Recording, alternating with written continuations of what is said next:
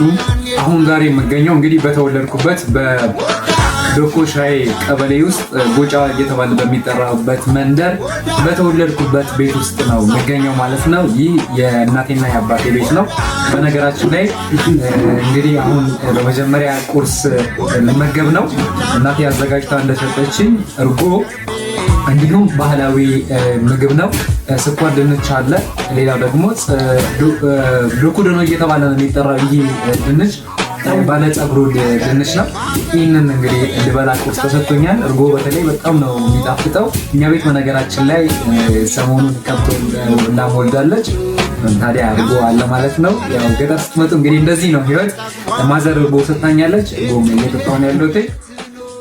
በነገራችን ላይ እናቴ በዋናነት ስራዋ የንግድ ስራ ነው። ሲቀጥል ደግሞ የግብርና ስራ ትሰራለች። እጅግ በጣም የተነገረላት በርካታ እውቅናዎችን በዚህ በግብርና ስራ ያገኘች ናት ማለት ነው። ብርቱ ሰራተኛ ናት። በተለይ እኛ ግቢ ላይ እንግዲህ በዋናነት በጭንቻ የሚታወቀው የአፕል ምርት ነው። አፕል ይመረታል። የተለያዩ የጓሮ አትክልቶች ጎመን፣ የአበሻ ጎመን፣ ጥቅል ጎመን እንዲሁም ሌሎች የተለያዩ የጓሮ አትክልቶች እኛ ቤት ይመረታሉ። ባሉ ግቢዎች ውስጥ እኛ ቤት ያሉ ግቢዎች እንግዲህ ወደ 3 የሚጠጉ ናቸው። እነዚህ ግቢዎች ውስጥ ያሉ የተለያዩ ጓሮ አትክልቶች ምን ይመስላሉ የሚለውን ነገር ከዚህ ቁርስ በኋላ አስቃኛችኋለሁ። አብረን ከኔ ጋር እንግዲህ እንመለከታለን ማለት ነው።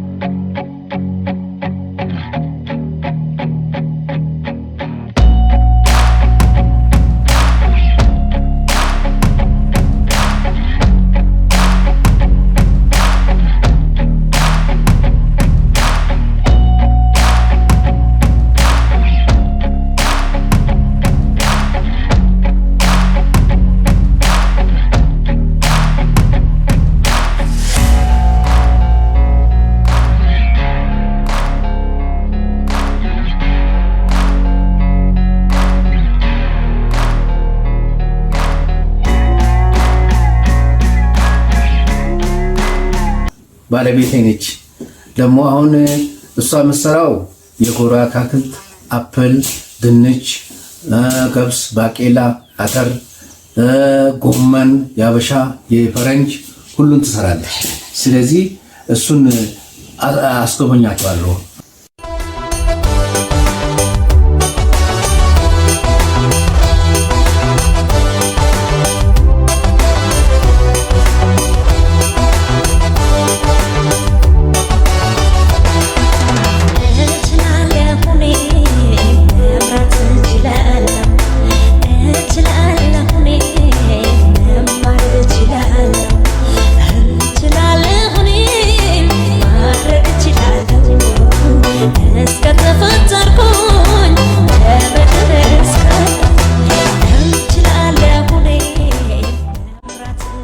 ይሄ መጀመሪያ ግቢ ነው።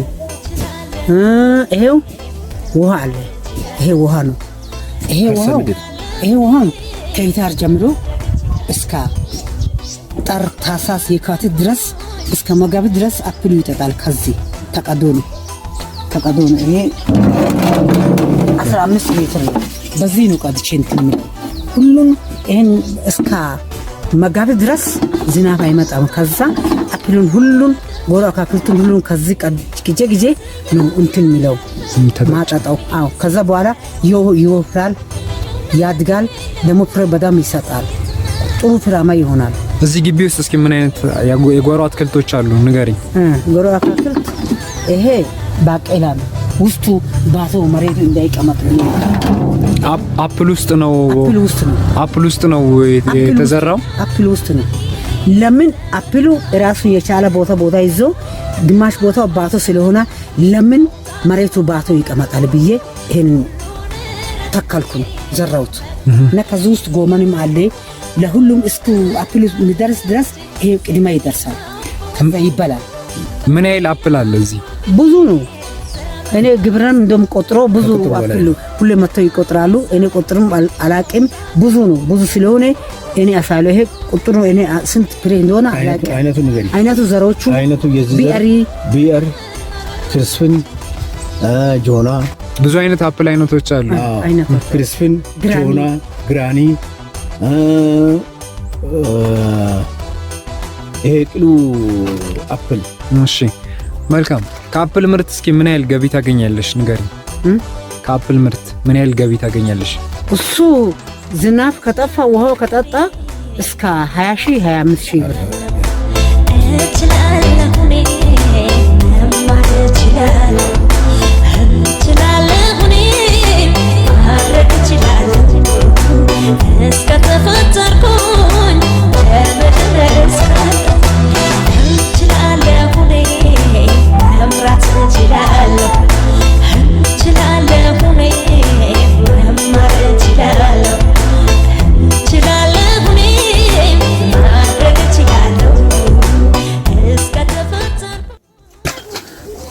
አሁን ይሄው ፍሬው አሁን ተዘጋጀ፣ እንጨቱ ተዘጋጀ። ዝናብ ከጠፋ በጣም ነው የሚሰጠው። ዝናብ ከመጣ ደግሞ ዝናብ አይወድም፣ አበባው ይረግፋል። ዝናብ አይወድም፣ ውሃ ብቻ ነው የሚጠጣው። ውሃ ከጥቅምት በኋላ ሂዳር ሲጀምር ውሃ ይጠጣል። እስከ መጋቢት ድረስ ውሃ ይጠጣል። ከዛ በኋላ ይወፍራል። መልኩም ሌላ ነው፣ ቀለሙ ሌላ ነው። እንደዛ ነው በቃ በጣም ነው የሚሰራው። ጥሩ ምርት ይሰጣል ማለት ነው። አዎ ዝናብ ከመጣ አይሰራም። ቆሻሻ ይሆናል። ጥቃጥቆ አለኝ ደግሞ አይጣፍጥም። ዝናብ ካለ አይጣፍጥም። ፀሐይ ይወዳል። ፀሐይ ይወዳል። ይሄ ጎመን ነው። ይሄ ጎመኑ መሬቱ ባሰ እንዳይቀመጥ ብዬ ይሄ አፕል ውስጥ ራሱ የቻለ አፕል ነው። ፊግ አለ እሱ ውስጥ ፊግም ጨምሬ ይሄ ደግሞ ቦታው ለምን ባታው ይቀመጣል ብዬ በሳምንት ቁጠባ በዚህ ነው የምጠለው። በዚህ ጎመኑን ገበያ ወስጄ ሽጬ እንደምን አርጌ በሳምንት 3-2 ሸክሜ ነው የምንወስደው እና ከሱ ሽጬ ሳምንት 300 ብር ደግሞ 50 ብር እንደዚህ እድሩን ሁሉን በዚህ በጎመን ነው በሰራው። ለዚህ ነው ይሄ ጎመን የተከልኩት። ጎመን ለቤት ጥቅም ከማዋል ውጪ ለሸጣችሁም ጥቅም ታገኙበታላችሁ።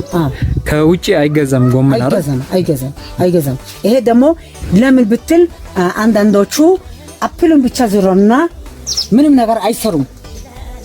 ከዛ መሬቱ ምን ይሆናል? ደረቅ ይሆናል።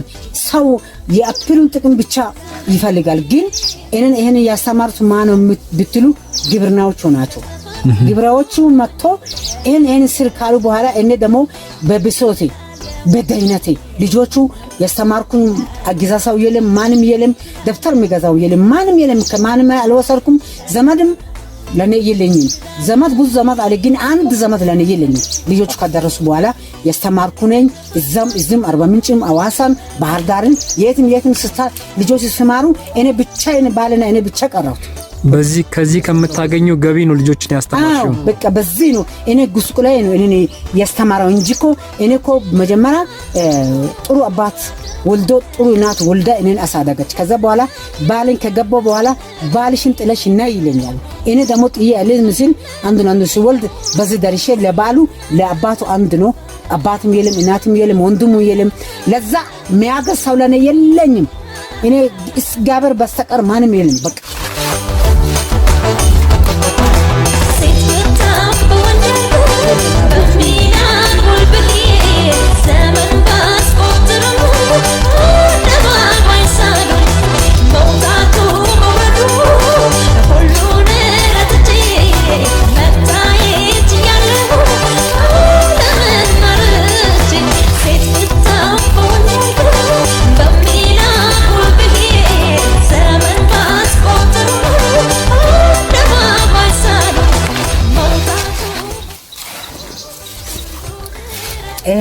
አሁን ይሄ ግቢ ውስጥ አካክልት ብቻ አይደለም፣ አፕል ብቻ አይደለም። ይሄ ባቄላ አሁን መሬቱ ለምን ባታው ይቀመጣል? ይሄ ፔር ነው እንግዲህ አፕል ይሄ ፔር ነው። ይሄ ክሪስፒን ነው።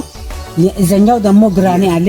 ይሄ ደግሞ ለምን መሬቱ ብቻው ይቀመጣል ብዬ ይሄንን የሰራሁት። አሁን ይሄው ባቄላ የደረሳ ነው። ይሄ ልዩ ጥቅም ነው። ይሄ ጥቅም ነው። ለምን መሬት ለምን ቁጭ ይላል? ለምን ውሃ ይጠጣል? ይሄንን ካልሰራው ባቶ ካራኩ ደረቅ ነው። በአፕል ብቻ ጠቅማለሁ ብዬ እኔ ከጠበኩ ደካማ ነው የሚሆነው። ስለዚህ ሁሉን ነገር እሱን ሁሉን እኔ ያስተማረው መጀመሪያ ድሮ ግብረናዎቹ እኔ ብሶት ጊዜ የለናው ጊዜ ነው አስተማሩኝ። እኔ እንደዚህ ሰርቼ አሁን ሁሉ ቦታ በቀለና አተርና ድንች ምናምን ሁሉ ነገር ሞልቷል። ተመስገን። ይሄን ለኔ ብቻ ሳይሆን ለላሞቹም ለከብቶቹም ከዚህ ወስጄ ሳሩን ወስጄ ጎመኑን ወስጄ የሰጠው ነው።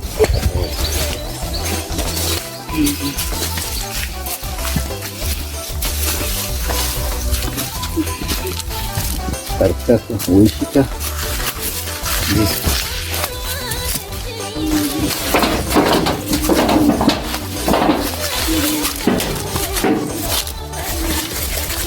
ይሄ ሁለተኛ ግቡ ነው።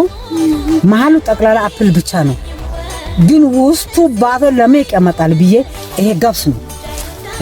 ምንም አያከለከልም። ይባት ከተጨመራ ምንም አይልም። በቃ ለመሬቱም ለአፕሉም በቃ ውጤታማ ስለሆነ ይሄ ይሸፍናል። ከፀሐይ ገና የሚደርሱትን ይሄ ይሸፍናል። ከዛ በኋላ ይሄን ወስጄ ደግሞ ሌላ ውስጡ እንትን ድንች ነው የሚከተክለው። ይሄ መሬቱ ለምን ቁጭ ይላል? ይሄ እስከ 7 ዓመት ድረስ እስከ 8ኛ ዓመት ይዟል። ይሄ አፕል አሁን ውስጥ ያለው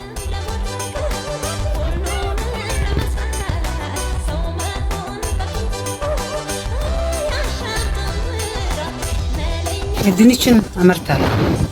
ይሄ ደግሞ ጠር ላይ ይሸጣል። ይሄ ጠር ላይ ይሸጣል። እሱ ይተክላል። ገበሬው መጥቶ ከዚህ ይገዛል። ይሄ ለምንድን ነው እዚህ የተቀመጠው?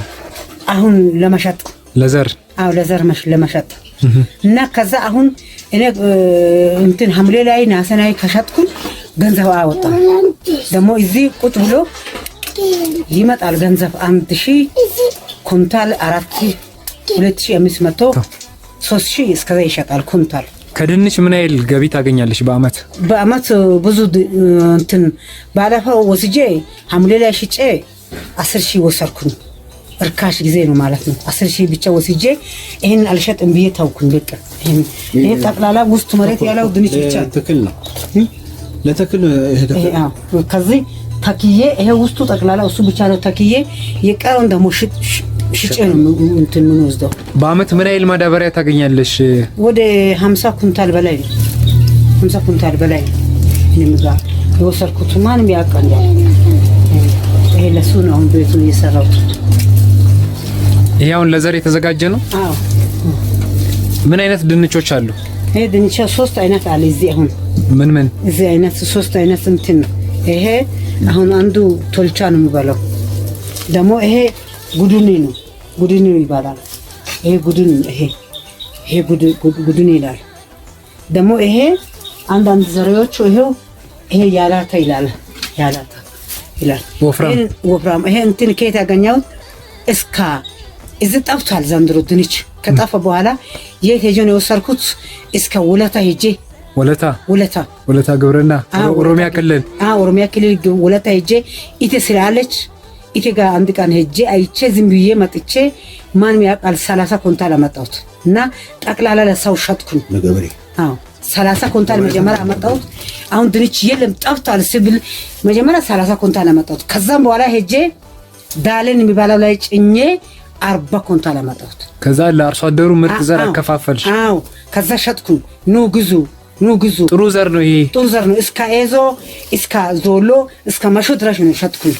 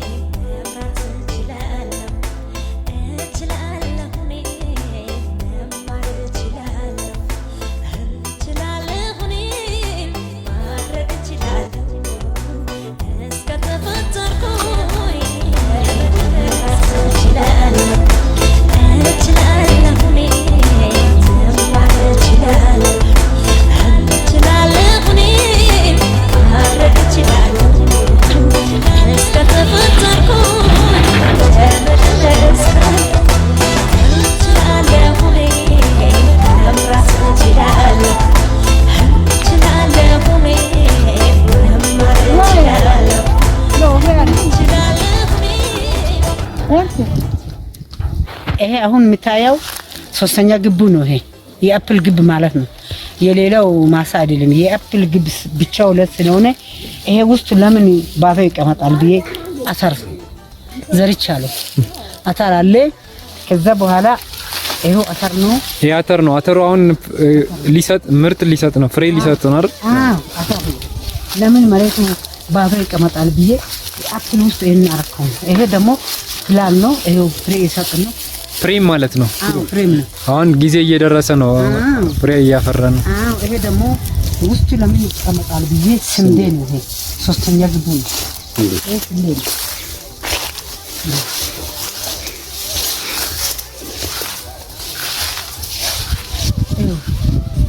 ይሄ ጎመን አለ።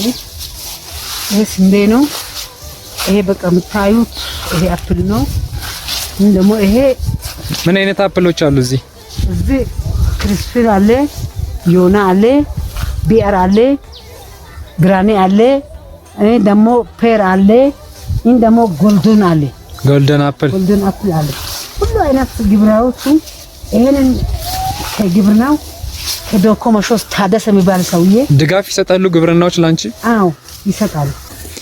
በዚህ አመት አሁን ጥሩ ከሆነ ምን ያህል ምርት ለማግኘት አስበሻል? ምን ያህል ለመሸጥ? በቀላሉ በዚህ እስከ እታች ድረስ በቀላሉ እሱ ቆንጆ ፍሬ ከሰጠ አንድ 15000 በዚህ ችግር ብቻ ገና ሁሉም አሁን እንደ ልብ አሁን አልሰጡም። አሁንም ገና ናቸው።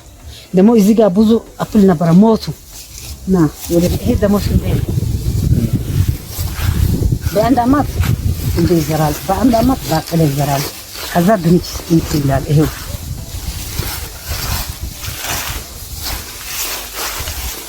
ይሄ አሁን ይሄ ግብ እንት ያለው አፕል የሚጠጣው ውሃ ይሄ ነው። ኦኬ ይሄ ውሃ አለ። ይሄ ውሃ ነው በጋ ላይ። አዎ ከዳንኩ ነው። ይሄንን ደግሞ እንትን ሲል አሁን አንስቼ ልጆቹንም ከብቶቹም አይገቡም። በቃ ጉርጓድ ነው። ቅጄ ጉርጓቱን ቅጄ ነው አሁን ማጣጣው። አዎ ከማጣጣው ይሄ እሱን እታች ድረስ ይሄ ቀርካም ይሄን ቀርካም አለ።